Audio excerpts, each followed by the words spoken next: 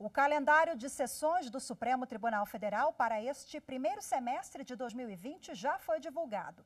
Os julgamentos já iniciados em 2019 e temas com maior impacto social, eles foram priorizados, como tabela de frete, correção do FGTS e tese sobre anulação de processos relacionados à Operação Lava Jato. Ao todo, são 44 sessões plenárias que já estão pautadas pela Suprema Corte. Entre os destaques da pauta do primeiro semestre, o julgamento marcado para o dia 12 de fevereiro, que deve definir se é possível a execução provisória da pena de condenados pelo Tribunal do Júri. No dia 19 de fevereiro, os ministros analisam em conjunto ações que questionam o tabelamento de fretes rodoviários. O estabelecimento de preços mínimos foi uma das principais reivindicações dos caminhoneiros durante a greve de maio de 2018. Já no dia 11 de março, a discussão é se o Estado é obrigado a fornecer medicamentos de alto custo para pacientes com doenças graves sem condições financeiras. No mesmo dia, está previsto o julgamento sobre a restrição de doação de sangue por gays. Atualmente, homens que tenham tido relações sexuais com outros homens nos últimos 12 meses são impedidos de fazer a doação. Em 25 de março, a sessão plenária define o alcance do entendimento de que réus delatados têm direito a apresentar alegações finais depois de delatores. A tese a ser fixada deve delimitar em que casos pode haver ou não a anulação de ações por causa disso, o que impacta processos como os da Operação Lava Jato. No dia 29 de abril, os ministros analisam como deve ser feita a distribuição de royalties do petróleo entre os estados produtores e não produtores. Já em maio, no dia 6, o destaque é matéria tributária. O STF irá definir se a correção do FGTS deve ser feita pela inflação ou pela poupança. E no dia 17 de junho está agendado o julgamento da revisão da delação premiada de empresários da JBS. O processo está em segredo de justiça e apura possíveis irregularidades no acordo de colaboração. E como o ministro Celso de Mello está de licença médica até março, o presidente do STF, Dias Toffoli, ajustou a pauta de julgamentos. 4 ações que seriam julgadas no dia 5 foram adiadas para abril. Lei de responsabilidade fiscal, salário maternidade, quórum para recusa de recurso extraordinário por ausência de matéria constitucional e uma ação direta de constitucionalidade contra a lei do Paraná, que criou a Polícia Científica. E para falar sobre os julgamentos previstos para este semestre, eu recebo agora aqui no estúdio a nossa consultora jurídica, Gisele Reis. Gisele, seja bem-vinda. Boa tarde para você. Obrigada, Rafaela. Boa tarde a todos.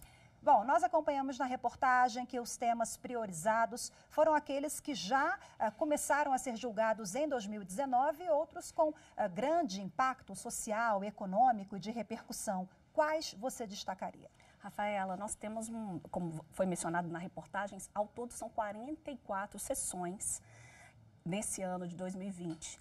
Então, existe uma previsão de processos extremamente interessantes e de grande impacto para toda a sociedade, porque o Poder Judiciário e o ministro Dias Toffoli têm essa preocupação realmente de pautar processos que sejam efetivamente relevantes para a sociedade, para estabilizar as relações sociais, para promover a paz social, diminuir as desigualdades. Então, a gente pode citar, dentre os processos que estão previstos, nós temos a questão da desaposentação. O Supremo Tribunal Federal ele já decidiu que a contribuição dos inativos ela é constitucional. O que acontece na prática? Nós temos muitas pessoas, muitos aposentados, que voltam a trabalhar. E, ao voltarem a trabalhar, voltam também a contribuir.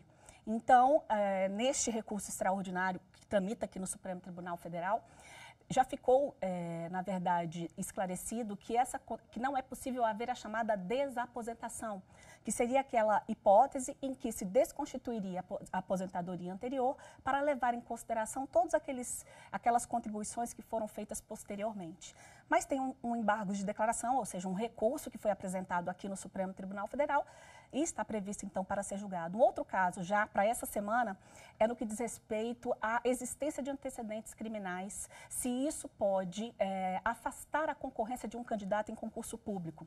Nós temos ainda a questão do tribunal do júri, que envolve o tribunal do júri, que é aqueles casos em que a pessoa, na verdade, é o acusado por um crime doloso contra a vida, ele é julgado por 7 pessoas do povo, chamado Conselho de Sentença. O Supremo irá decidir se, nesse caso, a partir do momento em que há uma condenação por esse Conselho de Sentença, se a pena pode começar a ser cumprida imediatamente. Então, é um outro caso, um outro destaque. Então, nós temos também algumas questões relativas a questões eleitorais, porque nós temos um ano de eleições, né, nos municípios e tal. Então, nós temos questões eleitorais que tratam sobre proporcionalidade, sobre distribuição dos votos recebidos.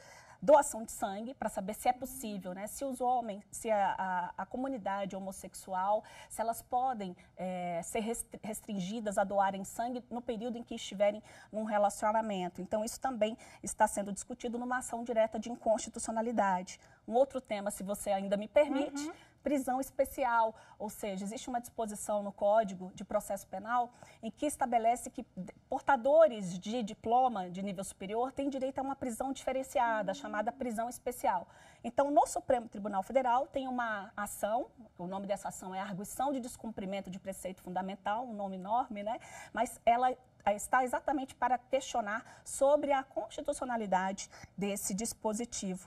Então, nós temos várias questões importantes, reforma da Previdência também está na pauta do Supremo, a possibilidade de limitação do dano moral que veio com a reforma trabalhista, isso também está sendo questionado, o próprio juízo das garantias, né, que veio aí com essa lei do pacote anticrime, inclusive o ministro Luiz Fux já designou, já convocou audiência pública para debater esse tema. Esse ano agora no segundo semestre? Esse ano ainda, não sei exatamente em que dia que será a audiência pública, mas ela já foi convocada. Então, nós temos essa dinâmica do ministro Dias Toffoli de apresentar, né, com antecedência toda a pauta do primeiro semestre do Supremo Tribunal Federal, preocupado exatamente nessa solução de conflitos. Isso é muito interessante que as partes conseguem se organizar, né, em relação à data. Sim, isso dá segurança jurídica, previsibilidade, oportunidade de debate das questões, né, perante a sociedade, perante todos aqueles que têm interesse naquelas questões que estão sendo debatidas. Ok, Gisele, mais uma vez agradeço a sua participação. Um ano aí muito produtivo que promete, né? Para nós, né? Muito obrigada. Obrigada a você.